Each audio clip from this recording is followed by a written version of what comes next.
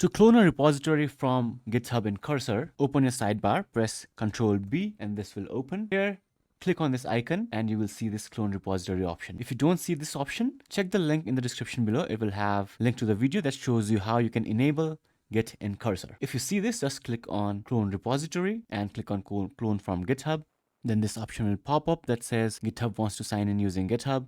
Just click on allow and click on copy and continue to GitHub, and a browser will open, and I am logged into 2 accounts in GitHub, so it is saying which one do you want to log into GitHub as. So I'll just click on the code city. Now go back to Cursor, and here you will see this one-time code 91034826. Just go back to here and enter the code 9106034826 and click on continue, and now just click on authorize Visual Studio Code and click on verify via email. Here, if you are already logged in, you might not see this option.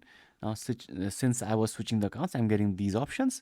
In your case, you might not see this and you might already be logged in. So let me enter my code 99317160. Click on verify.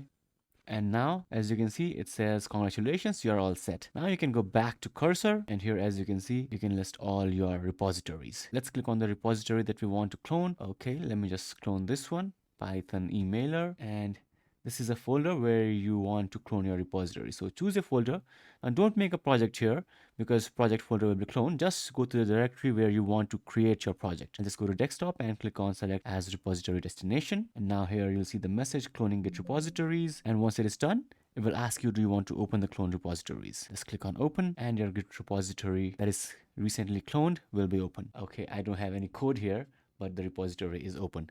So this is how you can connect Cursor to your GitHub account and clone any of your repositories. In the next video, we will see how we can make changes and push to GitHub.